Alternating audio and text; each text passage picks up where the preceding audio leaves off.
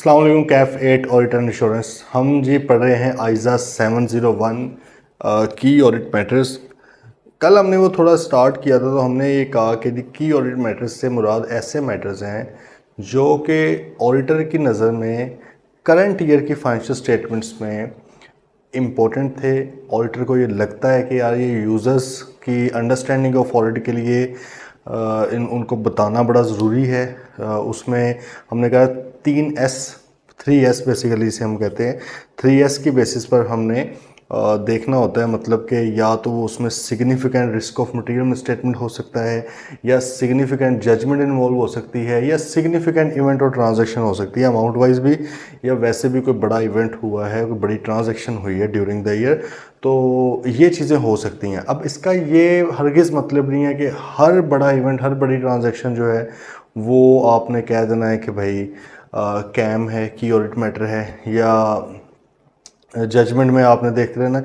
भाई आपने बेसिकली ये बड़ी चीज़ों को देखना है, इनमें से फिर खुद डिसाइड करना है कि यार कौन से मैटर्स जिनके ऊपर मेरी ज़्यादा एफर्ट लगी है, मेरी ज़्यादा अटेंशन लगी है, और जो कि यूज़र्स के लिए भी जानना ज़रूरी है। ठीक है, क्योंकि बड़ी चीज़ें होंगी। हमने कल भी डिस्कस बात एक की थी कि कई बार चीज़ आपके लिए बड़ी हो सकती है बट यूज़र्स को उसका शायद कोई इतना इम्पैक्ट ना पड़ता, वो कहें कि यार ये इट्स अ नॉर्मल थिंग, हमारे लिए तो इतनी अहम नहीं है। ठीक है, तो आपने भाई कैम बड़े तरीके के साथ चलना है, वरना तो आप इतनी लंबी रिपोर्ट बना देंगे कैम डाल डाल के कि वो ज़ाहिर है फिर वो कंफ्यूज हो जाता है यूज़र के, यार अब क्या इसको समझें, इतनी लंबी रिपोर्ट बना दी है। तो आपने बेसिकली बड़ा तरीके के साथ उसको लेकर चलना है। ठीक है जी।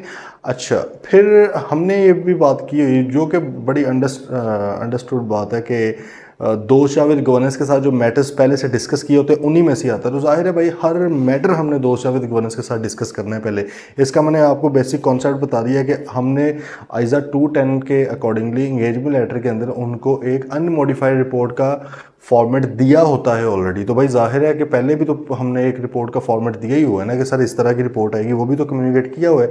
अब अगर उस रिपोर्ट के अंदर किसी भी तरह की कोई चेंजेस आनी है तो वो भी पहले उनको बताएंगे कि सर ये वाली चेंजेस आनी है, तो ये ज़रा आप देख लें। तो इसका मतलब कि कैम होते वही मैटर्स हैं जो हमने डिस्कस किए होते हैं, लेकिन उनमें से जो ज़्यादा अहम होते हैं फॉर ऑडिटर उसकी प्रोफेशनल जजमेंट में, वो भाई इधर आ जाते हैं। तो इसका हमने ऑब्वियसली कोई एग्जांपल्स एज सच एग्जांपल तो हो सकती हैं, लेकिन आप अगर कहें कि कानून या स्टैंडर्ड्स क्या कोई मैटर्स को लाजमी कहते हैं कि ये हमेशा ही की ऑडिट मैटर होंगे, तो भाई ऐसा कोई सीन नहीं है। प्रोफेशनल जजमेंट है आपकी, एक ही ऑडिट के अंदर हो सकता है। एक ऑडिटर अगर कोई करे सीए कोई करे ऑडिट, तो उसके लिए कोई और कैम हो जाए, कोई और सीए ऑडिट करे, हो सकता है उसके लिए बिल्कुल ही कोई और कैम निकल आए।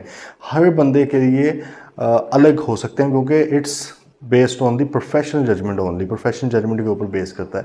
हमने कल ये बातें की थी। आज ज़रा हम बात कर रहे हैं कम्युनिकेटिंग की ऑडिट मैटर्स के। भाई पहले नंबर पे की ऑडिट मैटर तो पता लग गए कि यार फ़लाँ की ऑडिट मैटर है। मिसाल के तौर पे रेवेन्यू इस बार बहुत ज़्यादा इंक्रीज़ हुआ है, ठीक है, तो उसके ऊपर काफ़ी ज़्यादा काम किया है, ये की ऑडिट मैटर हो सकता है। इस बार जी फेयर वैल्यू फाइनेंशियल इंस्ट्रूमेंट्स की निकालनी पड़ी, बड़ी ज़्यादा मुश्किल थी, टफ़ थी हमारे लिए। सिग्निफिकेंट ट्रांजैक्शंस थी उसकी, और सिग्निफिकेंट जजमेंट इन्वॉल्व था। ज़ाहिर है जजमेंट इन्वॉल्व होते हैं ना इसमें, फेयर वैल्यूएशन में एस्टिमेशन होती है। तो आइज़ा 540 अकाउंटिंग एस्टिमेट्स का ऑडिट, उसके हवाले से हमने एफर्ट की इसके ऊपर, तो हम मान लिए वो भी कैम हो सकता है। हो सकता है कि जी लास्ट ईयर का ऑडिट हुआ ही ना हो, तो जो ओपनिंग बैलेंसेस आए थे उनको वेरीफाई करना बड़ा मुश्किल हो गया। सही है, जाहिर है कि आपकी जो बैलेंस शीट है उसके अंदर ओपनिंग बैलेंसेस भी तो होंगे ना, जो आपके पास बैलेंस बना है क्लोजिंग है, तो पीछे से चलता आ रहा है। अगर लास्ट ईयर का ऑडिट हुआ ही ना हो तो भाई फिर आपके ऊपर क्या इम्पैक्ट है।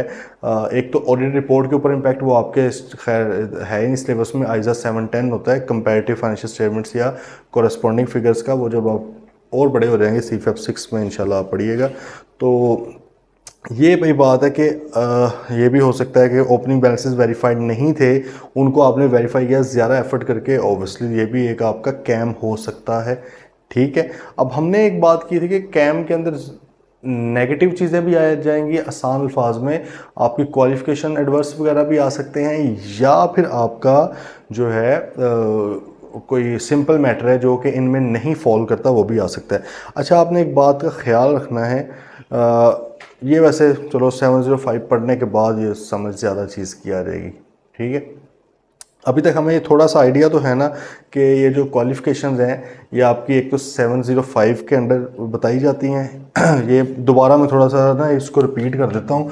705 पहुँचने तक आपको पहले से सारा कुछ पता होगा। इसका ना वो स्टैंडर्ड्स भी जो हैं आइजा 705 वो भी ना एक डब्बा सा एक बना देते हैं इसका, ठीक है। वो हम देख लेते हैं। वो एक तरफ वो कहता है कि मिस स्टेटमेंट्स हैं आपकी,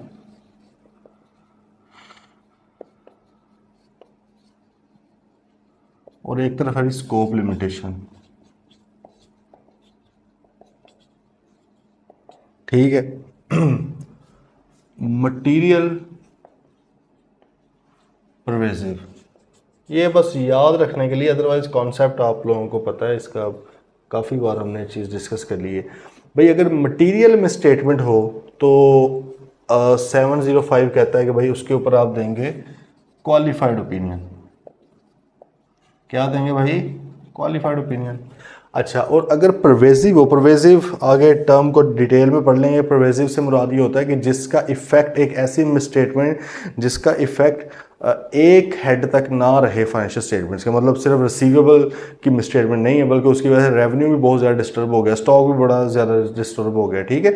तो इसका मतलब कि कुछ जो ज़्यादा तकरीबन ओवरऑल फाइनेंशियल स्टेटमेंट्स लेवल तक, इसका ना कोई स्टैंडर्ड्स के अंदर कोई परसेंटेज नहीं बताई। मिसाल के तौर पे आप कहें कि यार अगर आपकी प्लानिंग मटीरियलिटी 10 मिलियन है तो 15 मिलियन वाली को परवेजिव समझेंगे, 50 वाली को समझेंगे, 100 वाली को समझेंगे, ये नहीं बताया हुआ स्टैंडर्ड में कहीं पे भी। ये आपकी प्रोफेशनल जजमेंट के ऊपर है। अब ऑब्वियसली पेपर में तो कुछ ना कुछ करना है, तो एग्जाम के अंदर ऐसा कोई क्वेश्चन आता है, अगर आपको लगता है कि planning materiality for example 5 million है, 10 मिलियन है, लेकिन मिस स्टेटमेंट को 70-80 मिलियन की निकल आई है, तो आप वहाँ पर लिखेंगे अगर based on my professional judgement it looks a pervasive misstatement, hence ये होगा आपका एडवर्स ओपिनियन इस पे जाएगा, ठीक है। अब अगर तो मटीरियल मिसस्टेटमेंट है सिर्फ, मतलब मटीरियलिटी की हद तक बहुत बड़ी मिसस्टेटमेंट नहीं है, तो फिर क्वालिफाइड ओपिनियन। अगर बहुत बड़ी मिसस्टेटमेंट निकल आई है, मटीरियल एंड परवेजिव है, तो भाई फिर इसके ऊपर एडवर्स ओपिनियन जाता है, ठीक है। इसी तरह अगर स्कोप लिमिटेशन है, एविडेंस नहीं मिला, और जिस चीज़ का एविडेंस नहीं मिला वो अमाउंट आपकी मटीरियल अमाउंट थी, मतलब मटीरियलिटी से ऊपर थी, आजा 320 वाली मटीरियलिटी से ऊपर थी, तो भाई इसके ऊपर भी क्या आ जाएगा? क्वालिफाइड ओपिनियन आ जाएगा। और अगर वो परवेजिव थी कि बहुत बड़ी स्कोप लिमिटेशन है, बहुत ज़्यादा एविडेंस नहीं मिले कि फाइनेंशियल स्टेटमेंट्स लेवल पे उसका ओवरऑल इफेक्ट जा रहा है, तो भाई इसके ऊपर फिर सीधा सीधा डिस्क्लेमर आता है, डिस्क्लेमर ऑफ ओपिनियन। अब अगेन थोड़ा सा बताता हूँ, क्वालिफाइड ओपिनियन के अंदर हम ये लिखते हैं कि इस मैटर के अलावा, जो कि बेसिस फॉर क्वालिफाइड ओपिनियन में हमने बता दिया है, जाहिर है पहले क्वालिफाइड ओपिनियन होगा, फिर इसके नीचे बेसिस फॉर क्वालिफाइड ओपिनियन होगा, ठीक है। बेसिस फॉर क्वालिफाइड ओपिनियन में हमने जो मैटर बता दिया, इसके अलावा financial statements present true and fair view, इसके अलावा सब कुछ ओके है, ठीक है। ये हम उसको कहते हैं कि यार ये जो 2-4 मैटर हमने बता दिए क्वालिफिकेशन, एक मैटर पे 2, 3, 4, 5 मैटर्स पे भी लग सकती है। हमने QCR जब हम करते थे फर्म्स का आई कैप में, तो एक फर्म का किया, उसने कोई 7 मेरे ख्याल में या 8 क्वालिफिकेशंस लगाई हुई थी, ठीक है। इतनी क्वालिफिकेशन थी कि हम कह रहे थे यार ये इतनी ज़्यादा है, ये तो परवेजिव लेवल का इफेक्ट आ गया, एडवर्स क्यों नहीं आपने दे दिया फिर, ठीक है। तो खैर बेसिस फॉर क्वालिफाइड ओपिनियन में भैया आप ये लिखते हैं कि एक्सेप्ट फॉर दिस मैटर, सही है, ये मैटर जो क्वालिफाइड ओपिनियन में मैंने बताए हैं, उसके अलावा सब कुछ बाकी ठीक है। एडवर्स ओपिनियन में हम कहते हैं कि भाई सब कुछ ही गलत है, कुछ भी ठीक नहीं है, सब कुछ क्या है? गलत है। डिस्क्लेमर में हम क्या बोलते हैं? भाई हम देते ही नहीं है ओपिनियन, मिलेगा ही कुछ नहीं, स्कोप लिमिटेशन लगी है, ठीक है। स्कोप लिमिटेशन इतनी बड़े लेवल की लग गई है कि भाई for example the going concern basis के ऊपर आपका मसला हो गया, ठीक है। उसका कोई मैनेजमेंट असेसमेंट वगैरह नहीं बना के दे रही, कुछ कर ही नहीं रही। रिलेटेड पार्टीज़ के ऊपर, रिलेटेड पार्टी बहुत ज़्यादा मटेरियल थी, सारी ट्रांजैक्शंस ही उनके साथ थी, लेकिन उसके ऊपर कंट्रोल्स ही कोई नहीं है भाई, ठीक है। कोई पता नहीं चल रहा कि रिलेटेड पार्टी कौन है, कहाँ से आई है, किस तरह ट्रांजैक्शन होती हैं, बहुत बड़ी स्कोप लिमिटेशन है। आप हो सकता है डिस्क्लेम भी कर दें, ठीक है। तो ये ऑब्वियसली ऑडिटर बड़ा रुक के करता है कि क्योंकि अगली फर्म जो क्लाइंट है उसके लिए फ़ायदा कोई नहीं है ना। आपने ऑडिट किया, आप 3 महीने बाद 4 महीने बाद जाकर लिख दें डिस्क्लेमर ऑफ ओपिनियन। इसलिए आपने पढ़ा है कई जगह पे लिखा हुआ है कि अगर अभी ऑडिट एंड नहीं हुआ, बीच में कहीं आपको ये पता लग जाए कि यार ये जिस तरफ ऑडिट जा रहा है मुझे डिस्क्लेमर देना पड़ जाना है, तो स्टैंडर्ड्स ये कहते हैं कि अगर लॉज एंड रेगुलेशन आपको अलाउ करें तो भाई निकल जाओ पतली गली से, विड्रॉ कर दो, फ़ायदा कोई नहीं है ना। बार में ना उन्होंने पैसे देने हैं, मार लेंगे पैसे भी, कैसे चलते फिरेंगे भाईजान, पैसे दो, फीस तो हमारी है वो। तो उन्होंने कहा ना भाई हमने क्या करना है इस पेज का, जब वो अपने ऊपर लिख दिया we do not express any opinion, ठीक है। तो खैर अब ये चीज़ें आहिस्ता आहिस्ता हम क्योंकि ज़रूरी थी कैम के लिए भी, तो देख लेते हैं, कैम का इनके साथ ताल्लुक भी है। अच्छा ये अब आने कम्युनिकेटिंग की ऑडिट मैटर्स, किस तरह से आपने कम्युनिकेट करने हैं। तो भाई पहले तो एक सेक्शन आपके पास ऑडिट रिपोर्ट्स मौजूद हैं लिस्टेड कंपनीज की, खोल लें ज़रा, सामने रख लें, आपको नज़र आ जाएगा एक सेक्शन उन्होंने ऑडिट रिपोर्ट के अंदर बनाया होगा की ऑडिट मैटर्स के नाम से, ठीक है। अब उसके अंदर क्या हो, कहता है पहले तो इंट्रोडक्टरी लैंग्वेज लिखनी है, मतलब है कि ये जो 2 पैरा उसने बताया वो कहता है ये लाजमी लिखने हैं, इंट्रोडक्टरी है। इंट्रोडक्टरी से मुराद क्या है, बताना है जी कैम होता क्या है, तो उसके बाद कैम लिखने हैं नीचे। असल में जो की ऑडिट मैटर्स हैं कि रेवेन्यू के अंदर था, एक्सपोर्ट्स का था, स्टॉक का था, फलां ये जो भी चीज़ें हैं, वो कहता है वो बार में नीचे लिखनी है। पहले आप तो बताएं तो सही ना कि की ऑडिट मैटर होता क्या है, तो वो क्या होता है वो आपने बताना है। Key audit matters are those matters that in the auditor's professional judgment were of most significance in the audit of financial statements of the current period, and these matters were addressed in the context of audit of financial statement as a whole and informing the auditor's opinion thereon, and the auditor does not provide a separate opinion on these matters। ठीक है, ये आपने भाई पहले लिख देना है कि की ऑडिट मैटर्स होते क्या हैं, और की ऑडिट मैटर्स के ऊपर कोई मैं सेपरेट ओपिनियन नहीं दे रहा, मैं यहाँ पर ही बस लिख रहा हूँ, ठीक है। कहने का पर्पज़ क्या है कि इसके ऊपर कोई ओपिनियन ना ढूंढने लग जाना कि यार अच्छा ये आपने लिखा होगा कि रेवेन्यू बहुत ज़्यादा बढ़ गया, इसके ऊपर ओपिनियन क्या है, सही बढ़ा है कि नहीं बढ़ा। वो कहता है नहीं भाई, जो बस मैंने इधर लिख दिया है ना, इधर हम अभी पढ़ेंगे 3 चीज़ें आपने की ऑडिट मैटर्स के अंदर लिखनी होती हैं, ठीक है। वो कहता है जो मैंने लिख दिया भाई वही है, ओपिनियन पढ़ रहे हैं ना तो ऊपर पढ़ लो, ओपिनियन ऊपर है, ओपिनियन बेसिस फॉर ओपिनियन के अंदर, ठीक है। मतलब वो qualified opinion, basis for qualified opinion या एडवर्स ओपिनियन वगैरह, वो कहता है ऊपर है। इधर तो सिर्फ और सिर्फ मैं आपको की ऑडिट मैटर्स बता रहा हूँ जो मेरे लिए, मेरी प्रोफेशनल जजमेंट के मुताबिक करंट पीरियड में ज़्यादा अहम थे, वो मैं आपको बता रहा हूँ, और उसके ऊपर मैंने क्या किया है, किस तरह उसको प्रोसीजर परफॉर्म किया, क्या रिजल्ट निकला है, वो मैं आपको बताऊँगा। सेपरेटली ओपिनियन मैंने इसके ऊपर कोई नहीं देना। बात आई है समझ, ये आपने इंट्रोडक्टरी बताना है उसे, देखें, ताकि आपका जो यूज़र है, जो रीडर है फाइनेंशियल स्टेटमेंट्स का, ऑडिट रिपोर्ट का, वो जैसे पढ़ने जाए उसे पता लगे ना। अदरवाइज उसको गरीब को क्या पता, किसी एक बंदा जिसने सिर्फ इन्वेस्ट किया हुआ, उसका अकाउंट से, ऑडिट से कोई ताल्लुक नहीं है उसकी क्वालिफिकेशन का, उसको किस तरह से पता लगेगा कि भाई ये की ऑडिट मैटर क्या है, क्यों पैराग्राफ डाल दिया है। वो तो घबरा जाएगा, देखेगा पता नहीं टेबल बना के लिखी जा रहा है क्या चीज़ है। तो भाई पहले आपने उनको बताना है कि सर ये इंट्रोडक्टरी लैंग्वेज ये है क्या की ऑडिट मैटर, तो वो आपने उसको ये बता। इसका मतलब है कि जब भी की ऑडिट मैटर डालेंगे ये लाजमी डलनी है, ठीक है, ये लाजमी, पहले आपने पैराग्राफ ये वाला डालना ही डालना है। उसके बाद आप ये देख लें आपकी ऑडिट रिपोर्ट्स के अंदर ही मौजूद होगा।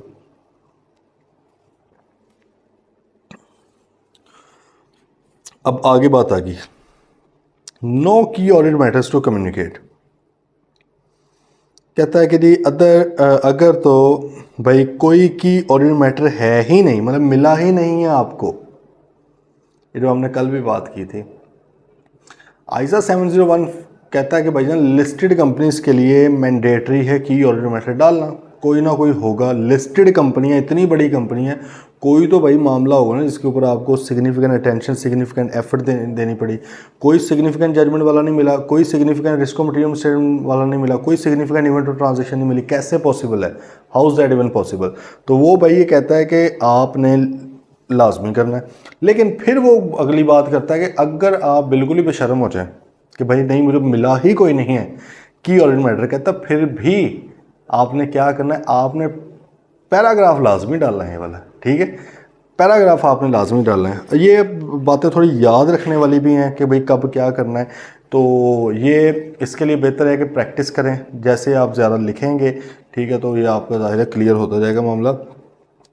उसने कहा जी if the auditor determines, depending on the facts and circumstances of the entity and the audit, that there are no key audit matters to communicate, the auditor shall include a statement to this effect in a separate section of the auditor's report under the heading key audit matter। वो कहता है आप ये भी बताएं कि भाई मुझे नहीं कुछ मिला, ठीक है, कह सकते हैं, आपकी प्रोफेशनल जजमेंट है, बट वो कहता है मेरा दिल नहीं मानता मानने को, ये समझने को कि भाई कैसे पॉसिबल है कि एक लिस्टेड कंपनी हो तो उसके अंदर आपको कैम ही ना मिले। उसने कहा ना कि अदर देन लिस्टेड के लिए तो भाई अगर लॉज एंड रेगुलेशन रिक्वायर करे फिर करो। कहता उधर मैं समझता हूँ यार, अदर देन लिस्टेड में हो सकता है कि इतना बड़ा मैटर ना हो। कहता लिस्टेड में कैसे पॉसिबल है, तो इसलिए भाई पैराग्राफ तो लाजमी डलेगा। हाँ, अब वहाँ पे आप अपनी नाहली लिखो कि भाई मुझे कोई नहीं मिला। अच्छा नीचे, the auditor shall not communicate a matter in the key और matter section of auditor's report when the auditor would be required to modify the opinion in respect of that matter in accordance with the ISA 705। अब ये उसने नीचे बात एक कर दिया कि अगर किसी मैटर के ऊपर क्वालिफिकेशन ये वाली लगनी है, मॉडिफिकेशन लगनी है इनमें से कोई भी, फिर वो यही वाला मैटर कैम के अंदर नहीं लिखेगा, रेपिटेशन नहीं करनी। सिंपल है। देखो, रिपोर्ट के अंदर आपने एक चीज़ याद रखनी है, किसी भी चीज़ की रेपिटेशन नहीं होनी चाहिए। ये ना हो कि किसी और पैराग्राफ में भी सेम एग्जैक्ट चीज़ आ रही है और किसी और पैराग्राफ में भी सेम एग्जैक्ट चीज़ आ रही है। बात ज़रा समझें। वो कह रहा है कि मिसाल के तौर पे आपने स्टॉक के ऊपर जो है उसका लेट से स्टॉक क्या उसे कहते हैं, स्टॉक टेक ही नहीं हुआ था, ठीक है। आइजा 501 के मुताबिक स्टॉक टेक हुआ ही नहीं। आप लेट से लेट आए हैं, आपको हायर लेट किया गया या whatever the reason is, stock take नहीं हुआ। वो कहता है कि स्टॉक टेक नहीं हुआ, इसका मतलब है कि आपको एविडेंस ही नहीं मिला। एविडेंस ही नहीं मिला, इसका मतलब लगी स्कोप लिमिटेशन। लेट से वो मटेरियल लेवल की थी, ठीक है, मिसाल तौर पे 10 मिलियन की मटेरियलिटी थी, कोई 17-18 मिलियन का स्टॉक था, तो आपने कहा कि भाई स्कोप लिमिटेशन लगी है मटेरियल लेवल की, तो कौन सा लगता है मेरे ऊपर ओपिनियन, क्वालिफाइड। अब आपने ऑडिट रिपोर्ट के अंदर एक क्वालिफाइड ओपिनियन डाल दिया आइजा 705 के मुताबिक कि भाई ये मसला था स्टॉक का, स्टॉक हमने देखा ही नहीं है, स्कोप लिमिटेशन है, हमें कोई पता नहीं है। तो अगर ये स्टॉक एग्जिस्ट ना करता हो तो पॉसिबल इफेक्ट क्या है कि आपकी कॉस्ट ऑफ सेल इतने से कम हो जाएगी, प्रॉफिट आपका इस तरह हो जाएगा चेंज, ठीक है। तो आप ये एक उधर बनाकर बता दोगे, पूरा उसका इफेक्ट्स वगैरह बता दोगे। अब वो कहते हैं यार एक बार आपने बता दी हुई है क्वालिफाइड ओपिनियन पैराग्राफ में, अब उसको दोबारा कैम, जाहिर है इसके ऊपर एफर्ट तो लगी है ना आपकी, आपने वो उसकी फिगर्स वगैरह निकाली हैं, आपने एविडेंस लेने की कोशिश की, आपको नहीं मिला, तो वो कहता है कि अब दोबारा उसको कैम में लिखने की नीड नहीं है। हाँ, आपके लिए कैम हो सकता है, तो फिर आप क्या लिखोगे, आप फिर ऐसे मौके पे ये लिखोगे। अगर अब जरा बात समझें, अगर कैम और कोई मिल गया है और साथ ये वाला भी कोई कैम था, तो आप फिर लिखते हो in addition to those matters as describe in the qualified opinion paragraph following are the KAM. गल है ये समझ। दोबारा, अगर कोई आपने क्वालिफिकेशन लगाई हुई है जो कि कैम है, ऑब्वियसली उसके ऊपर एफर्ट लगी है आपकी ढूंढने में, तो वो कहता है कि और आपको कोई और की और मैटर भी मिल गए हैं, तो फिर आपने क्या लिखना है, की और मैटर वाले पैराग्राफ में जाके in addition to those matter, उनके अलावा ये वाले भी हैं, ठीक है। लेकिन वो कहता है कि अगर आपको कैम मिलता ही कोई नहीं है और सिर्फ यही कोई क्वालिफाइड ओपिनियन था, ठीक है, या कोई इधर में से, ये अभी मैं इनकी बात इसलिए नहीं कर रहा, आगे जाके बताऊंगा।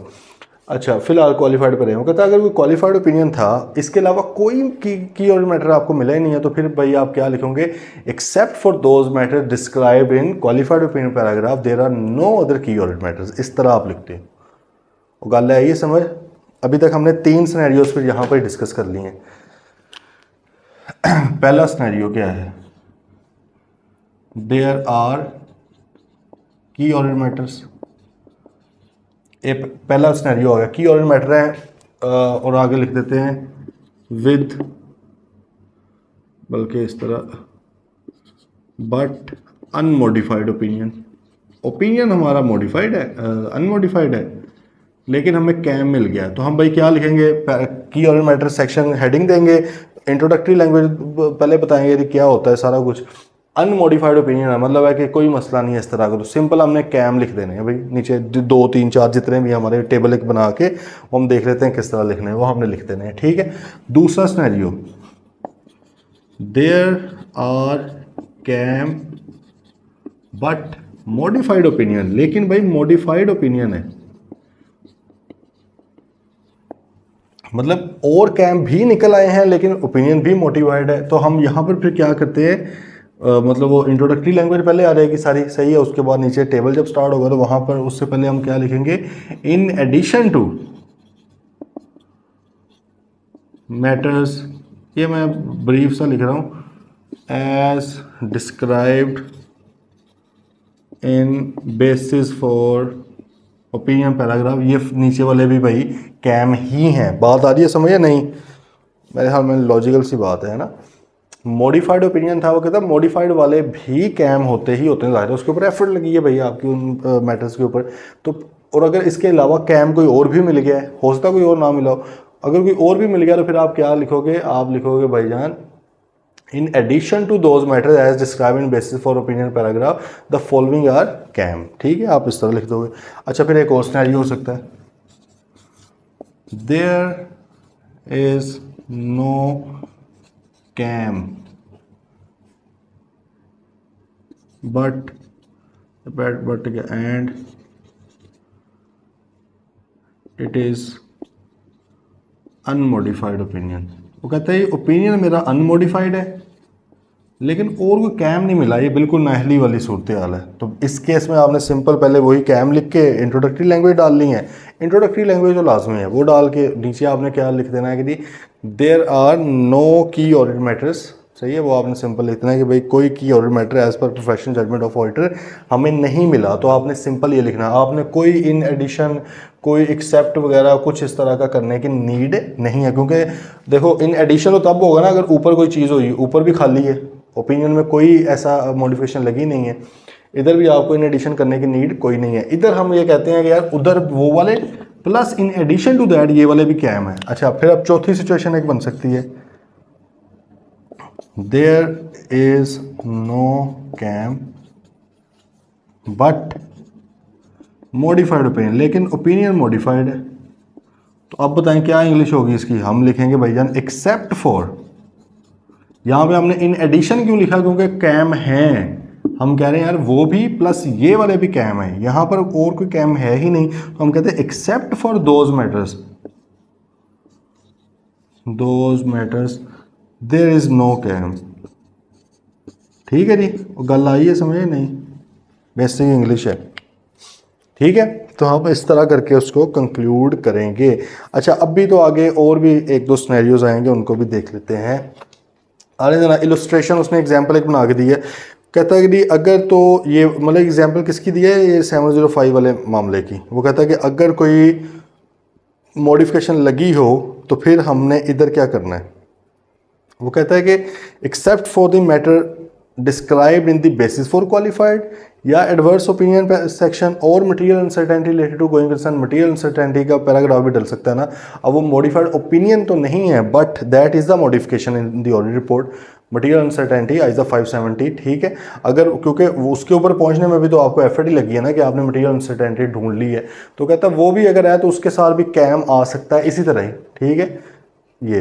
अच्छा, एक चीज़ ना मैं यहाँ पे लिख देता हूँ, वो आप लोग भी उसको नोट कर लें आपके अंडरस्टैंडिंग के लिए। जो कैम है ना, KAM is not equal to, मतलब है कि देखो पहला तो बेसिक प्रिंसिपल क्या है कि अगर ऑडिट रिपोर्ट के अंदर डिफरेंट पैराग्राफ्स दिए हुए ना वो एक दूसरे का मुतबादिल नहीं है। मतलब ये नहीं आप कह सकते कोई नहीं गोइंग कंसर्न छोड़ो इसके ऊपर क्वालिफिकेशन दे देते भाई, नहीं। जहाँ पर गोइंग कंसर्न का मटेरियल अनसर्टेनिटी वाला पैराग्राफ आना था उधर वही आना है। ठीक है, उधर क्वालिफिकेशन नहीं आ सकती क्योंकि मटेरियल अनसर्टेनिटी हम तब डालते हैं जब गोइंग कंसर्न बेसिस अप्रोप्रिएट हो बट मटेरियल अनसर्टेनिटी एग्जिस्ट कर रही हो। अगर आप उसके ऊपर क्वालिफिकेशन दे रहे हो तो बात ही गलत हो रहेगी। आप तो कह रहे हो गलत है ये चीज़, गलत कहाँ पे, बात आ रही समझ। तो भाई ये एक दूसरे का रद्दो बदल या उसको क्या कह सकते हैं, सब्सटीट्यूट नहीं है, ऑल्टरनेट एक दूसरे के नहीं है। KAM is not equal to qualified opinion, adverse opinion, disclaimer of opinion, material uncertainty, EOMP, OMP सारे लिख दी हैं। ये सारी चीज़ें होती हैं जो मॉडिफिकेशन में आती हैं। ये वाली चीज़ें क्वालिफाइड, एडवर्स और डिस्क्लेमर आपका आइजा 705, मटेरियल अनसर्टेनिटी आपकी आ गई आइजा 570, EOMP OMP आ गया आइजा 706। यही बस मॉडिफिकेशन होती हैं। वो कह रहा है कि कैम इनके बराबर नहीं है, मतलब ये एक दूसरे के इक्वल नहीं है ये चीज़ें। आपने ये नहीं समझ लेना कि यार कोई नहीं क्वालिफाइड डल गया तो समझो कैम भी डल गया। वो कहते नहीं, कैम में जाके बताएं। फिर हमने देखो लिखा ना except for in addition to, कहते डिस्कस रेफरेंस लाजमी दें। आपको इनको बराबर नहीं आपने रख लेना कि यार एक ही चीज़ है, एक चीज़ नहीं है। फिर वो एक चीज़ होती है तो पैराग्राफ डिफरेंट क्यों होते हैं, हर चीज़ के अंदर थोड़ा थोड़ा फ़र्क है। कैम से मुराद सिर्फ वो वाले मैटर्स हैं जो ऑडिटर की प्रोफेशनल जजमेंट के मुताबिक करंट पीरियड की फाइनेंशियल स्टेटमेंट्स में ऑडिट के वाले से इतने अहम थे कि उसने सोचा मैं बता दूं। जबकि क्वालिफिकेशन तो चीज़ ही और है, ये तो मटेरियल मिसस्टेटमेंट है, एडवर्स ओपिनियन चीज़ ही कुछ और है, ये परवेजिव मिसस्टेटमेंट है। आपकी जो डिस्क्लेमर ऑफ ओपिनियन है ये भी बिल्कुल परवेजिव स्कोप लिमिटेशन है। बात आ रही है समझ। तो ये तो चीज़ें कुछ और हैं, तो आपने उसको इस तरह एक दूसरे के साथ इंटरचेंज नहीं करना। बात आई समझ?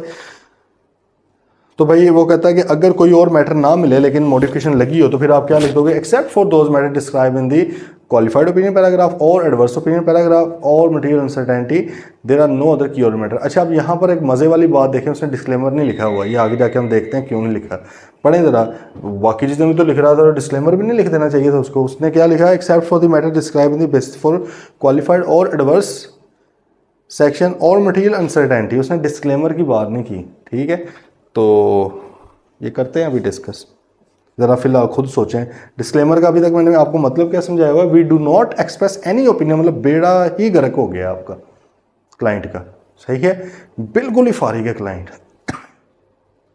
ये बात थी। ठीक है, तो अब आप बताएं कि ऐसी सूरत हाल में क्या की और मैटर अगर दे दिया जाए तो यूज़र्स कंफ्यूज नहीं हो जाएंगे, यार उत्ते तो कुछ कह रहे हैं, इतने तो कुछ कह रहे हैं।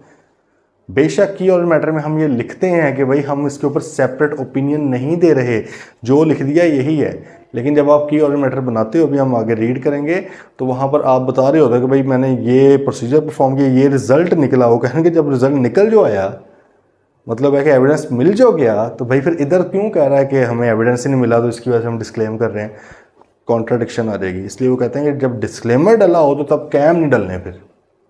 ठीक है, देखते हैं। अच्छा, आ रहे हैं डिस्क्रिप्शन ऑफ इंडिविजुअल की ऑडिट मैटर। अब वो कहता है कि आपने की ऑडिट मैटर्स डालने हैं तो उनका क्या तरीकाकार होगा भाई, वो हम देख लेते हैं। उसमें आप बेसिकली आमतौर पे जो ट्रेंड पाया जाता है वो होता है कि टेबल आप बना लेते हैं। ठीक है, मिसाल तौर पे कि आप देखें आपकी रिपोर्ट्स में किस तरह, ज़रूरी नहीं है टेबल, बट एक वो फॉर्मेट ही है, फॉर्मेट कोई बताया नहीं हुआ स्टैंडर्ड्स ने कि इसी तरह ही फॉलो करना है, लेकिन वो इजी हो जाता है ना थोड़ा। तो भाई पहले तो हम इस तरह की ऑडिट मैटर्स के नाम से हेडिंग दे देते हैं। यहाँ पर पहले फिर आए तेरे इंट्रोडक्टरी लैंग्वेज, वही सारी की और मैटर क्या है फिलहाल, वो 2 पैराग्राफ ऊपर वाले आ गए। ठीक है, फिर हम नीचे इसके मुताबिक कोई स्टेटमेंट लिखते हैं कि भाई क्या following are the key audit matters. ठीक है, या अगर ऊपर मॉडिफाइड ओपिनियन है तो फिर हम कहते हैं in addition to that following are key और मैटर। अगर कोई अगर आपको मॉडिफाइड ओपिनियन लेकिन कैम कोई नहीं है, फिर हम लिखते हैं except for those matter describe in the qualified और एडवर्स और material uncertainty paragraph following are the key audit matters. तो आप इस तरह करके जो भी है वो आपने फॉलोइंग करके लिख दिया।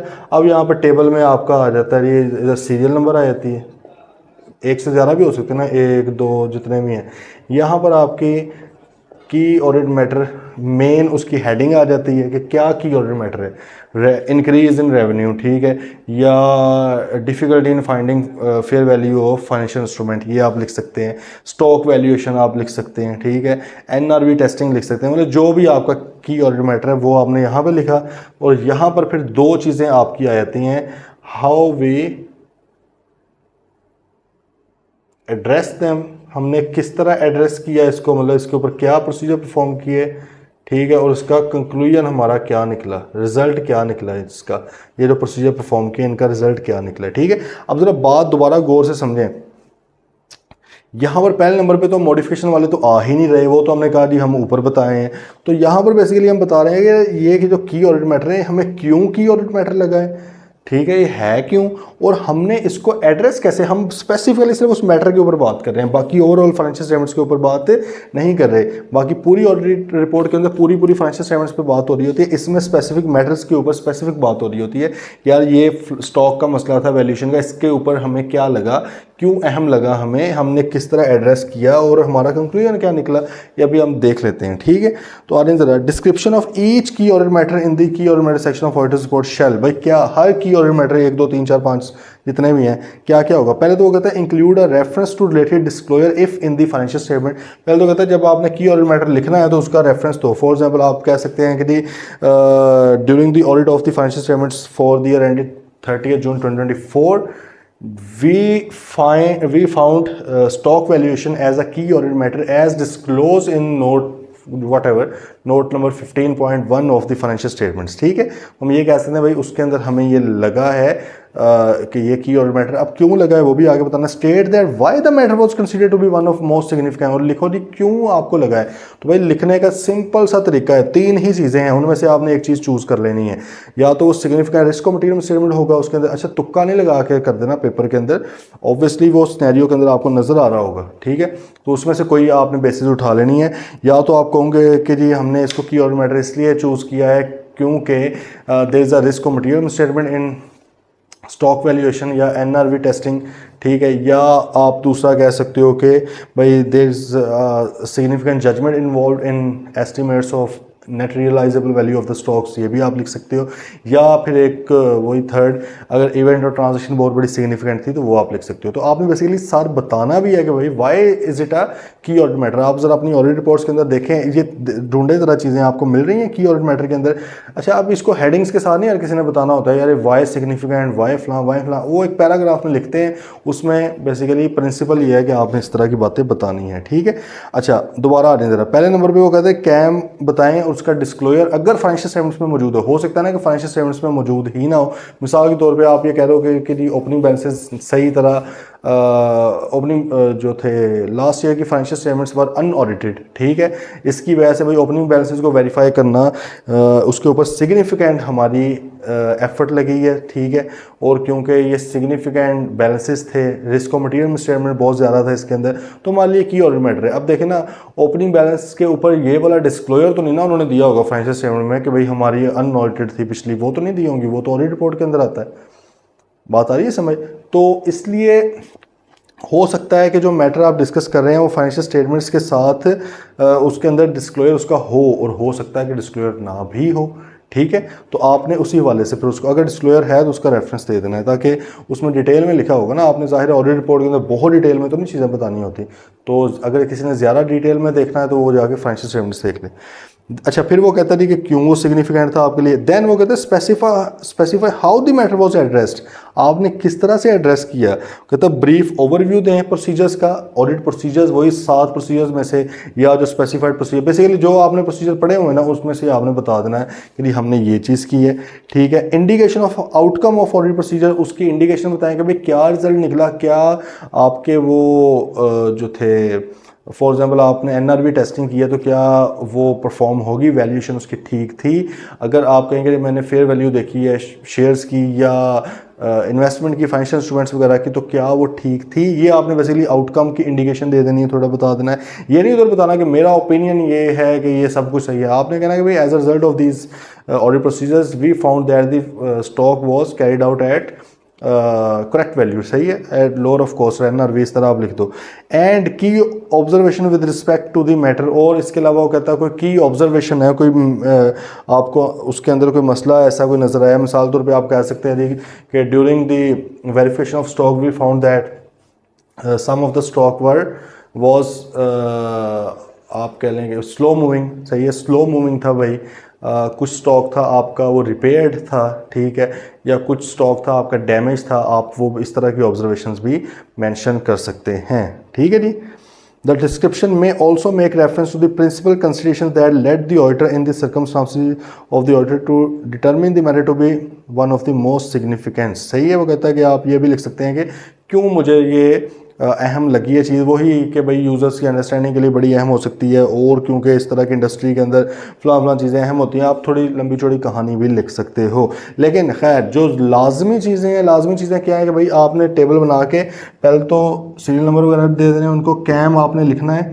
ठीक है, तो पहले आपने बताना है कि जी कैम है क्या आपका, मतलब क्या वो की ऑडिट मैटर है, और अगर फाइनेंशियल स्टेटमेंट्स में उसके हवाले से कोई डिस्क्लोजर है तो उसका नोट का रेफरेंस आपने दे देना है। अच्छा, पेपर में हो सकता है आ जाए इस तरह का, और नीचे लिखा होगा अज्यूम नेसेसरी डिटेल्स, आप खुद से अज्यूम कर लें नेसेसरी डिटेल्स, और हमें स्टॉक वैल्यूएशन के ऊपर या रेवेन्यू के ऊपर या फेयर वैल्यूएशन के ऊपर कोई कैम बना के दे, तो आप वहाँ पे खुद से भी अज्यूम करके लिख सकते हैं कि as referred in note 8 of the financial statement, ऐसे कुछ लिख के, ठीक है, ताकि थोड़ा सा अब आपका माइंड इतना तो मेरे ख्याल में एक्सेप्ट करेगा चीज़ों को कि भाई डिस्क्लोजर किन चीज़ों का होता है फाइनेंशियल स्टेटमेंट्स में। ज़ाहिर है जिनकी अकाउंटिंग एंट्रीज हुई हैं, जो जिनके डिस्क्लोजर रिक्वायर्ड हैं, ठीक है, वो होगा। अगर आप कहेंगे भाई डिस्क्लोजर है ही नहीं, रिक्वायर्ड था, तो फिर तो सर वो इधर आना ही नहीं चाहिए कैम में, वो तो फिर क्वालिफिकेशन में जाना चाहिए ना, क्योंकि मिस स्टेटमेंट है, ठीक है, वो तो इधर होना ही नहीं चाहिए। तो इसका मतलब है कि अगर फाइनेंशियल स्टेटमेंट की कोई चीज़ थी और डिस्क्लोजर रिक्वायर्ड था तो इधर डला ज़रूर होगा, फिर ही आप यहाँ पे लिखोगे, अदरवाइज आप यहाँ पे नहीं लिखोगे, उसको क्वालिफाइड ओपिनियन में लिख दोगे और इधर सिर्फ रेफरेंस देते हैं।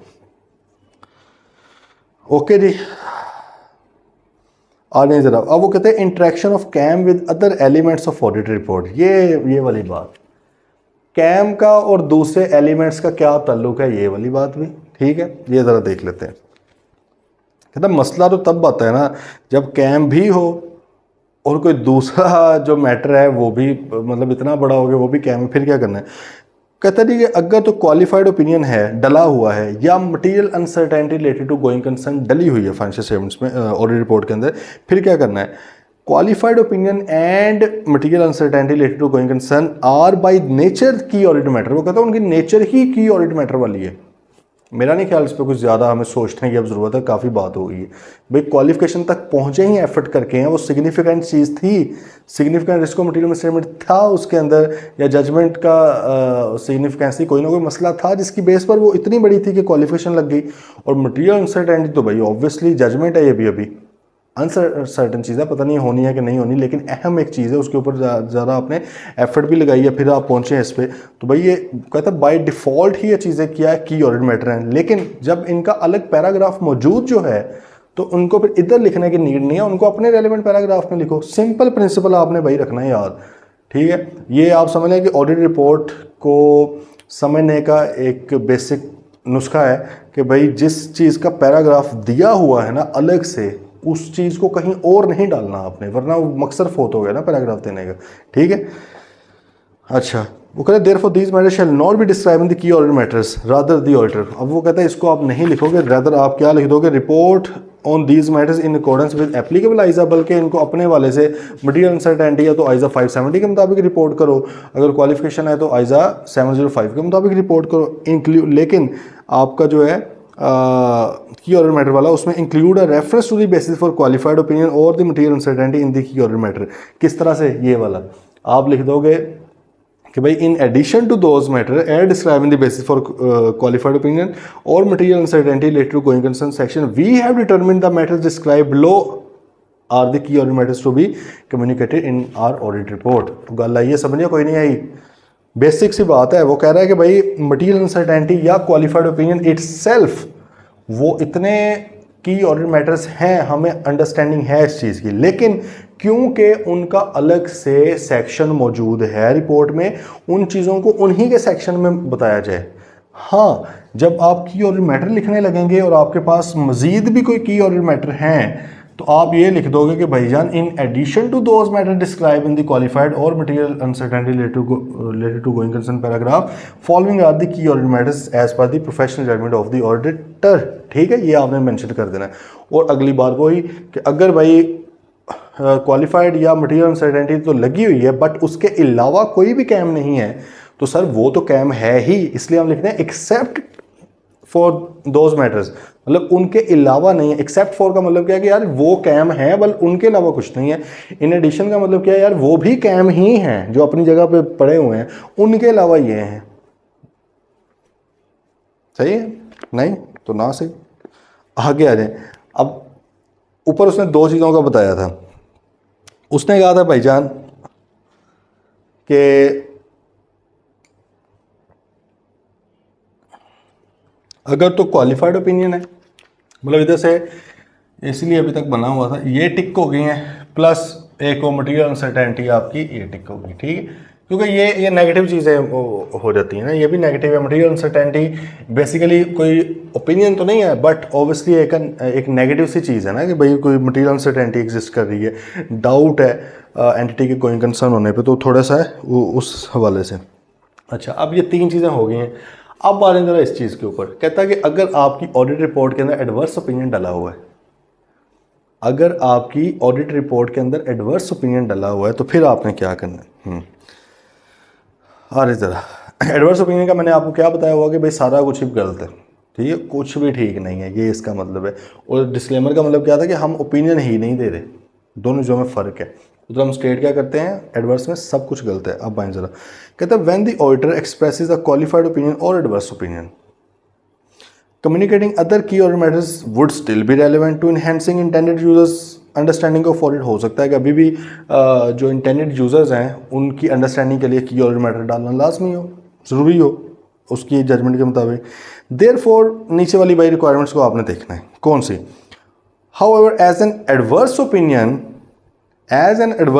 ये इसको ज़रा स्टार मार लें, इसको बड़ी अहम बात होने लगी है। कहता है however as an adverse opinion is expressed in circumstances when the auditor has concluded that misstatements individually or in aggregate are both material and pervasive to the financial statements। कहता है क्योंकि आपको पता है कि एडवर्स ओपिनियन आप कब देते हो, जब आपके मुताबिक misstatements are both material and pervasive. अच्छा, ये जो परवेजिव है ना, ये वाली स्टेज पार करके आया है, तो इसका मतलब है कि ये मटेरियल भी है। आप समझ लें कि अगर एक बंदे ने ए लेवल किया हुआ है तो ऑब्वियसली उसने पीछे वाली सारी क्लासेस पास की ही हुई है ना, ठीक है, यही समझा जाएगा ना। अगर आप लोग सी फैब में जा चुके हैं तो ये अंडरस्टूड सी बात है ना, कैफ भी कर लिया हुआ है, ठीक है। तो भाई जो परवेजिव है ना, ये सुपरलेटिव डिग्री है, आप समझ लें, ठीक है, कि अगर आप परवेजिव लेवल पे आ गए हैं तो भाई मटेरियल तो थे ही, आप परवेजिव भी हो गए। इसको इसलिए इसको पूरा बोला जाता है मटेरियल एंड परवेजिव। ये सिंपल मटेरियल है, ये मटेरियल एंड परवेजिव है, ठीक है। अब उसने यही कहा कि भाई एडवर्स ओपिनियन किन सूरत हाल में, किन सर्कमस्टांसेस में दिया जाता है as per IS 705 when there is a material and pervasive misstatement in the financial statements. तो भाई ये वाला दिया जाता है, ठीक। ये अभी तक हमें बात समझ आ गई। आगे वो कहता है कि जी depending on the significance of the matter giving rise to an adverse opinion the auditor may determine that no other matters are key audit matters. वो ये डिटरमिन कर सकता है कि भाई इसके अलावा कुछ और नहीं है की ऑडिट मैटर, क्योंकि ये मैंने इतना बड़ा मैटर ढूंढ लिया है कि जिसकी बेस पर मैं क्या कह रहा हूँ, the financial statements do not present true and fair view. देखो बड़ी खतरनाक बात है, क्या बात कर रहा है कि the financial statements do not present true and fair view. भाई वो दे ही नहीं रही ट्रू एंड फेयर व्यू, बिल्कुल ही फारिग हैं। यहाँ पे हमने क्या कहा था, हमने कहा except for those matter as described in the basis for qualified opinion the financial statements give a true and fair view. भाई उन मैटर्स के अलावा फाइनेंशियल स्टेटमेंट बेहतरीन है, मज़ा आएगा आपको पढ़ने का। इधर हम क्या कह रहे हैं कि जी the financial statements do not give a true and fair view. भाई ये ट्रू एंड फेयर व्यू दे ही नहीं रही। मामले की नोयत को ज़रा समझें, क्योंकि ये ना थोड़ी सी रैशनल वाली बात है, थोड़ी अक्ल वाली बात है, मतलब ऐसा सच कोई रट्टा नहीं इसका लग सकता, थोड़ा लॉजिक समझना बात का। वो ये कह रहा है कि भाई एक तरफ आपने बोल दिया है कि फाइनेंशियल स्टेटमेंट्स बिल्कुल ही फारिग हैं, दूसरी तरफ आप की ऑडिट मैटर का सेक्शन भी डाल दो अगर, और उसमें आप लिखोगे भाई ये की ऑडिट मैटर था, हमने ये प्रोसीजर परफॉर्म किया, नतीजा ये निकला कि हाँ ठीक है चीज़। गलत वाली तो लिखनी नहीं है इधर, गलत वाली तो ऊपर जाती हैं। तो यूज़र कहेगा कि भाई क्या कर रहा है, ऊपर तो कह रहा है कि financial statements do not give true and fair view, इधर तो कह रहा है कि यार ये वाला जो मामला था इसके ऊपर सही है। तो क्या कहना चाह रहे हो आप, समझ नहीं आ रही मुझे, ठीक है, बात कर रहे हैं फॉलो।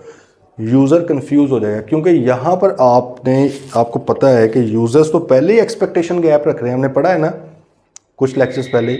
एक्सपेक्टेशन गैप, वो कुछ समझते हैं ऑडिट को, हम कुछ समझते हैं, असल में कुछ है, ठीक है। तो यूज़र तो गरीब पहले ही कंफ्यूज्ड है, आप उसको मज़ीद क्यों कंफ्यूज करना चाहते हैं कि वो ऊपर से पढ़ के आ रहा है एक चीज़ के लिए सारा कुछ फारिग है, ठीक है। नीचे आके कैम उसने देखा, उसने कहा 5 साल मैटर लिख दिए इसने, इवन चलो एक मैटर लिख दिया है और लिखा रही हमने तो प्रोसीजर्स भी परफॉर्म किया, हमें तो ये रिजल्ट भी मिले। क्योंकि भाई जब मिल जो रहा था तो फिर ये तो ना कहो,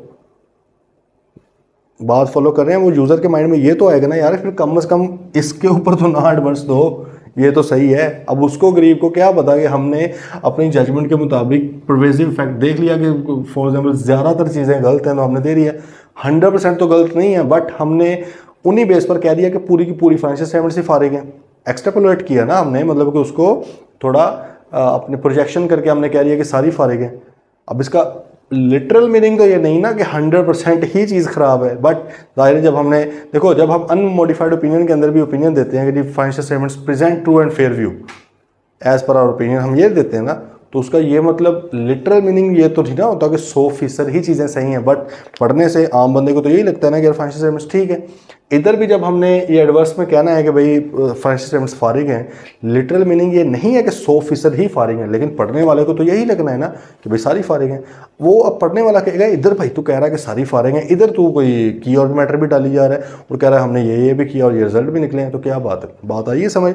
इसलिए वो कहता है कि भाई अक्सर क्या होगा कि मोस्ट ऑफ द केसेस में ऐसे ही होता है कि ऑडिटर जो है वो ये समझता है कि जब एडवर्स डल जाए तो फिर कैम डालने की ज़रूरत नहीं है, बट ये ऑप्शनल है, ये ऑप्शनल। स्टैंडर्ड्स मना नहीं करते, स्टैंडर्ड्स कहते हैं कि भाई अगर आपको लगता है कि ये एडवर्स ओपिनियन के साथ कैम भी डलना चाहिए डाल लो, बट लेकिन वो कहता है फिर इसकी वर्डिंग बहुत एक एक जो लफ्ज़ है ना वो सोने के पानी से लिखना है आपने, ठीक है, कि भाई सोते हुए ना लिखना, सोने के पानी से आपने लिखना है कि भाई इसमें कुछ भी ऐसी बात ना कर दो जिसकी बेस पर यूज़र कंफ्यूज हो जाए कि सर जी उधर कुछ और है इधर कुछ और है, ठीक है। मतलब कि लिखने का तरीका अगर आपका ये ना शो करे कहीं कि यार फाइनेंशियल स्टेटमेंट्स क्रेडिबल हैं, क्योंकि इधर आपने क्या कहा है कि फाइनेंशियल स्टेटमेंट्स क्रेडिबल नहीं है, फाइनेंशियल स्टेटमेंट फारिग हैं। वो कहता है फिर इधर कोई ऐसा वर्ड ना यूज़ कर देना, कोई इंग्लिश का वर्ड इस तरह का कि जिससे ये लगे कि भाई हाँ यूज़र के यार ये तो दोबारा वही बात, ये तो फिर कह रहा है कि सब कुछ ठीक है। आइए गल समझ। इसलिए आम प्रैक्टिस क्या है फील्ड में भी सेफ साइड पे रहने के लिए लोग ये करते हैं कि जब एडवर्स ओपिनियन हो तो सिंपल लिख देते हैं भाई कोई और कैम मिला ही नहीं है, वही इतना बड़ा कैम है उसी को पढ़ो जाके बार बार, इसके अलावा कोई कैम नहीं है, ठीक है। लेकिन अगर आपने डालना है कैम, स्टैंडर्ड रोकता नहीं है, लेकिन स्टैंडर्ड आपको थोड़ा सा मुहतात रहने का कहता है भाई वर्डिंग थोड़ी सोच समझ के लिखना है इसकी। अब गल कर रहे हो फॉलो या नहीं कर रहे, करनी चाहिए थी। तो वो कहता है कि भाई अगर तो कोई मैटर आपको नहीं मिला तो आप क्या लिखोगे, except for those matter describe in the basis for adverse opinion section we have determined that there are no other KAM, ये आप लिख दो सिंपल, ओके। अच्छा अब अगली बार वो कहते हैं इफ वन और more matters other than key order matters giving rise to adverse opinion are determined to be key order matter. कहता है अगर आपको फिर भी लग रहे हैं कि एक दो मैटर कोई हैं कैम, अब क्या करें, इट इज़ पर्टिकुलरली इंपॉर्टेंट, ये बात बड़े गौर से समझें, it is particularly important that the descriptions of such other key audit matters do not imply that the financial statements as a whole are more credible in relation to those matters that than would be appropriate in the circumstances in view of the adverse opinion. ठीक है भाई, क्या कहना चाह रहे हो, अब आसान अल्फाज में बताता हूँ, इंग्लिश तो उसने आसान अल्फाज में वही है। उसने कहा कि अगर आपको लगता है कि एडवर्स ओपिनियन तो डल गया but there are some other key audit matters as well which I need to report in the audit report, वो कहता है कि वो आप कर लो रिपोर्ट, बट आपने ख्याल रखना है कि उसकी जो वर्डिंग है ये कैम लिखने की, वो कहीं से ये इम्प्लाई ना करे, कहीं से ये ना शो कर रही हो कि फाइनेंशियल स्टेटमेंट्स मोर क्रेडिबल हैं। ठीक है, देखो अगर ये कैम ना होता तो क्या था, हमने ये लिखा हुआ था ना कि financial statements do not give true and fair view, तो भाई सीधी सी बात थी, यूज़र को इजीली समझ आने थी कि भाई फारिग है फाइनेंशियल स्टेटमेंट। अब इधर आप ये भी ऊपर वो भी डाल रहे हो, नीचे ये भी डाल रहे हो। कहता कहीं ये ना हो कि ये पढ़ते हुए यूज़र को लगे यार फाइनेंशियल स्टेटमेंट्स तो इतनी भी फारिग नहीं है। कहता इतनी भी वाला सीन नहीं करना, बुरा तो हूँ इतना भी नहीं हो, ठीक है। वो कहता ये सीन नहीं करना, बुरा है वो, सही है, फाइनेंशियल स्टेटमेंट बुरी हैं, गलत बनी हुई हैं, भाई आपने ओपिनियन उसके ऊपर दे दिया है। अब यहाँ पर अगर आप कैम देना चाहते हो सो बिस्मिल्लाह, बट लिखते हुए आपने ख्याल रखना है, ठीक है जी, गल आई है समझ। तो बेहतर नहीं है कि जब स्टैंडर्ड ने ऑप्शन दिया हुआ है तो भाई कह ही दें कि चलो किसी ऑडिट मैटर ही कोई नहीं है, और बेहतर नहीं। अगला पॉइंट डिस्क्लेमर। अब ये वाली बात समझ लें, यहाँ पर स्टैंडर्ड ऑप्शन नहीं देता आपको। स्टैंडर्ड ये कह रहा है कि भाई डिस्क्लेमर का मतलब क्या था, we do not express any opinion. क्यों? क्योंकि because there is a scope limitation which is material and pervasive. इतनी बड़ी स्कोप लिमिटेशन है, इतना बड़ा कोई एविडेंस मिसिंग हो गया है कि भाई हम इस पर ओपिनियन ही नहीं देना पसंद कर रहे, जाएं जो करना है कर लें। ये डिस्क्लेमर ऑफ ओपिनियन है। अब स्टैंडर्ड कहता है कि भाई अक्ल से ज़रा काम लो आप। एक तरफ आप कह रहे हो कि हमने किसी तरह का कोई भी ओपिनियन नहीं देना, किसी तरह का कोई भी ओपिनियन नहीं देना, दूसरी तरफ अगर आप कैम डाल दो और उसके अंदर आप लिख दो कि भाई हमने ये किया, हमें एविडेंस भी मिला, हमने प्रोसीजर भी परफॉर्म किए और ये रिज़ल्ट है, वो कहता है ये क्या है भाई? उधर तो कह रहा है कि हमें किसी तरह का एविडेंस मिला ही नहीं है, material and pervasive scope limitation लग गई है और हम कोई ओपिनियन नहीं दे रहे, ओपिनियन दे ही नहीं रहे, ये भी नहीं कह रहे कि अच्छा है या बुरा है या कम अच्छा है। ठीक है, तीन तरह के ओपिनियन हो सकते हैं ना, मतलब ओपिनियन प्रॉपर देना हो, अनमोडिफाइड सब बेहतरीन है, क्वालिफाइड इसके अलावा सब बेहतरीन है, एडवर्स सब कुछ ही फारिग है। ठीक है, चौथा तो सिंपल है कि भाई ओपिनियन है ही नहीं। कहते जब आप ओपिनियन देने जोगे ही नहीं है तो कैम कहाँ से देते हैं भाई? की ऑडिट मैटर आपको कौन सा लग गया है? एक ही होगा वो जो उसके ऊपर होगी बात, इधर तो कुछ मेंशन करने की नहीं भाई। तो जब ये याद रखना है, डिस्क्लेमर ऑफ ओपिनियन हो तो कैम का सेक्शन ही नहीं आना, कैम का सेक्शन ही नहीं आना। दोबारा ज़रा गौर से, अगर अनमोडिफाइड ओपिनियन है कैम का सेक्शन आएगा, इंट्रोडक्टरी लैंग्वेज आएगी, नीचे कैम लिखेंगे। अगर कैम हुए तो होने चाहिए ऑब्वियसली लिस्टेड कंपनी में। ये मैं ज़रा रिवाइज करवा रहा हूँ आपको सारा, मेरे ख्याल में ना अब ये आई बिलीव समझ तो सारी आ गई है। एक बार ज़रा दोबारा से ये मैं आपको कुछ लिखवा देता हूँ चीज़ें, ये प्लीज़ आपने अपनी बुक पे भी लिख लेनी है। और मेरा मशवरा आपको पता क्या है कि आपने 5-5 बार ना इसको अपनी किसी कॉपी में, नोटबुक में लिखना है, ताकि और इसको कॉन्सेप्चुअली समझ के लिखना है कि यार क्या ये बात समझ आ रही है। अगर नहीं आ रही होगी तो पूछ लेना है, क्योंकि बड़ी अहम चीज़ है। देखो जी, पहला स्टेरियो कैम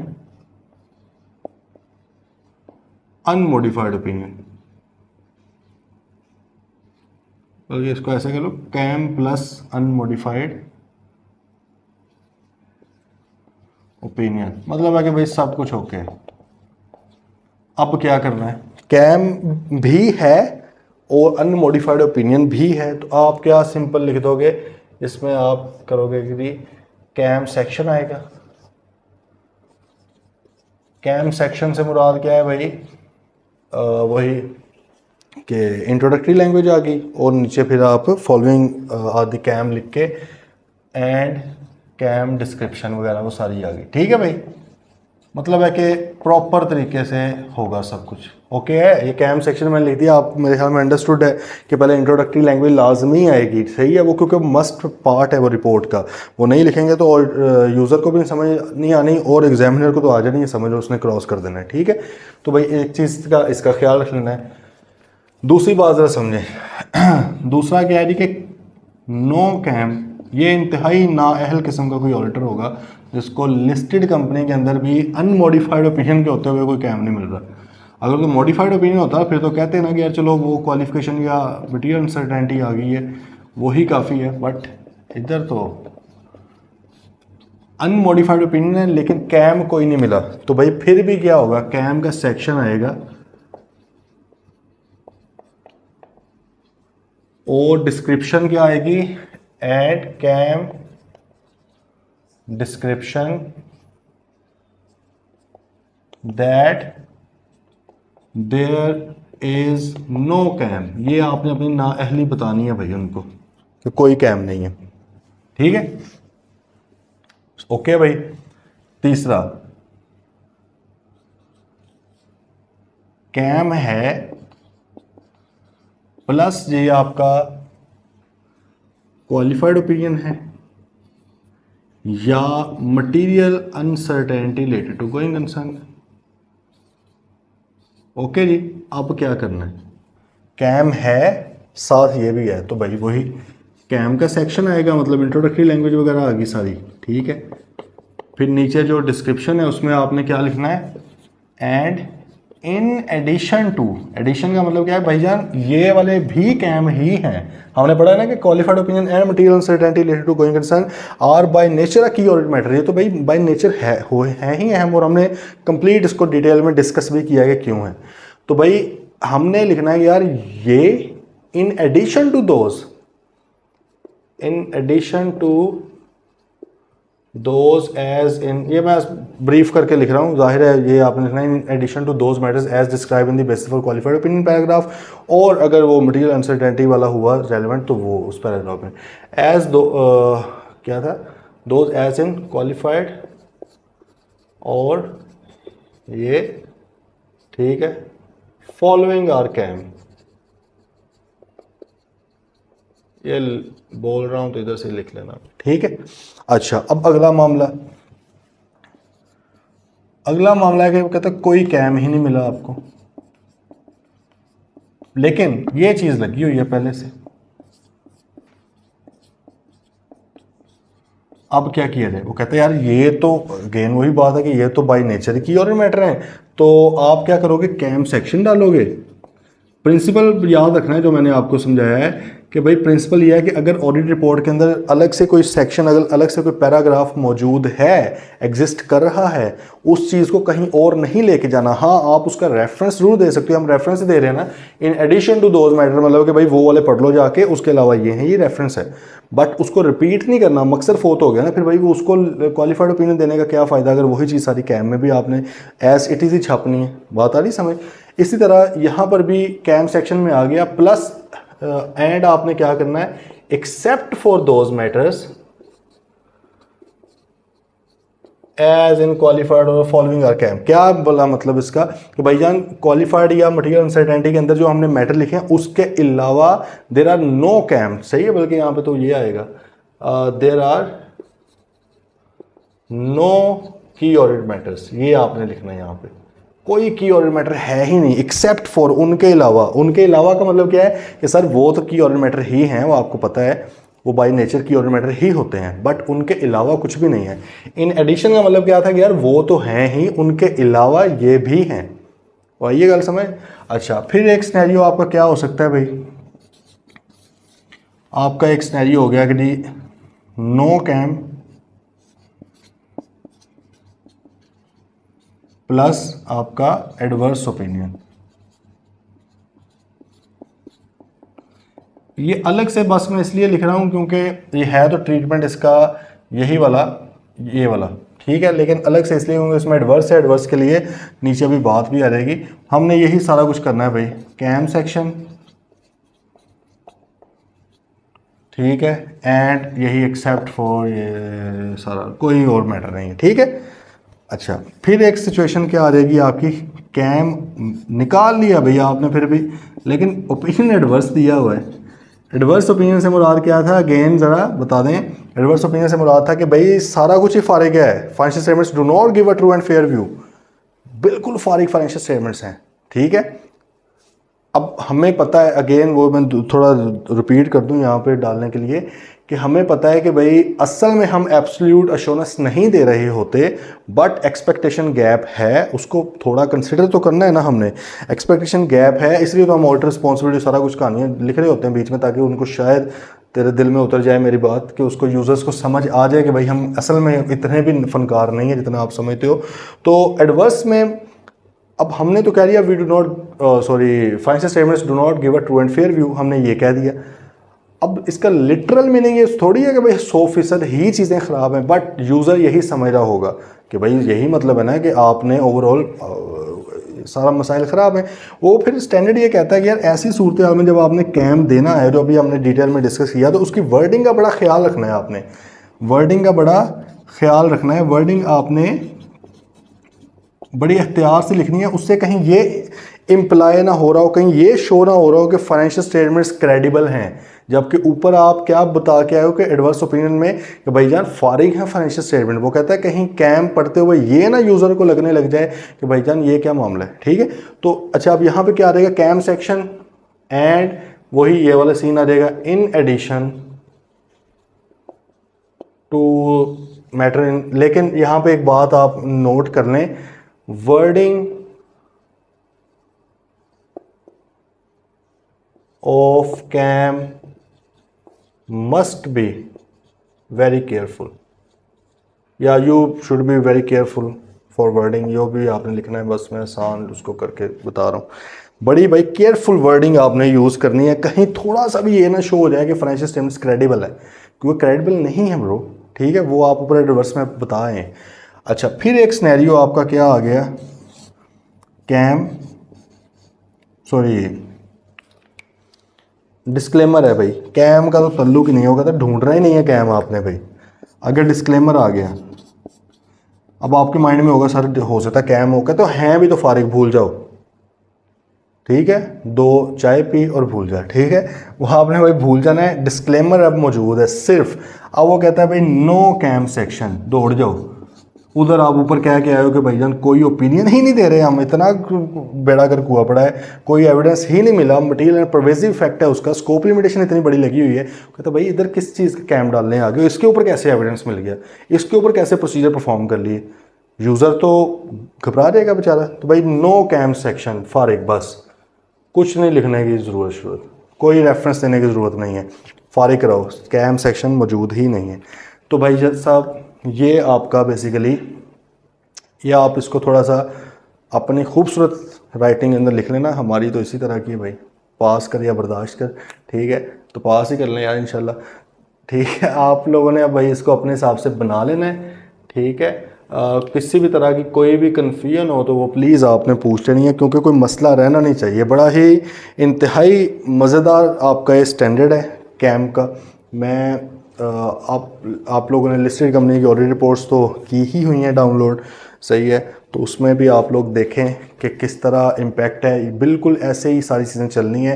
कैम सेक्शन आता है, इंट्रोडक्टरी लैंग्वेज आती है, नीचे वो कहता है फॉलोइंग आर दी की ऑडिट मैटर्स, फिर उसमें आपका टेबल आ जाता है, टेबल में वही है कि पहले की ऑडिट मैटर बताना है आपने है क्या, उसको अगर डिस्क्लोजर उसका कोई एफएस के अंदर मौजूद है तो उसके साथ रेफरेंस दे देना है, फिर आपने लिखना है कि हमने किस तरह एड्रेस किया है, क्या प्रोसीजर्स परफॉर्म किया, प्रोसीजर का क्या रिजल्ट निकला है, और अगर कोई छोटी मोटी ऑब्जर्वेशन नजर आई है तो वो भी आपने वहाँ पे बता देनी है, ठीक है जी। मेरे ख्याल में कॉन्सेप्चुअली तगड़ी चीज़ होगी ये। डॉक्यूमेंटेशन की बात है भाई, डॉक्यूमेंटेशन सिंपल, हमने कई बार इसका भी मैंने आपको एक प्रिंसिपल बताया हुआ है ISA 230 के मुताबिक कि सर आपने ये सिर्फ देखना होता है कि आपने उस स्टैंडर्ड के अंदर किया क्या है, जो किया है वो लिख दें। आपने मिसाल तौर पे 2-4 के साथ डिस्कशन की है वो लिख दें, आपने प्रोसीजर्स क्या परफॉर्म किए वो लिख दें, एविडेंस किस तरह गैदर किया वो लिख दें। तो यही की ऑडिट मैटर है, और कौन सी यहाँ पर नई चीज़ आई नहीं है, ठीक है। ओके जी, तो इसको आपने देख लेना है, आई बिलीव ये बेहतर होगी ये चीज़ अब, ठीक है। ये जब ये हमारी रिपोर्ट एंड हो जाएगी ना तो इसके इंशाल्लाह फिर हम कुछ क्वेश्चंस करेंगे ओवरऑल। अभी फ़िलहाल आप चीज़ें ज़रा पढ़ते रहें और अपने तौर पे इसकी प्रैक्टिस करते रहें। आप लोगों का मटीरियल मौजूद है, मिलते हैं फिर इंशाल्लाह कल। टिल देन टेक केयर, अल्लाह हाफिज़।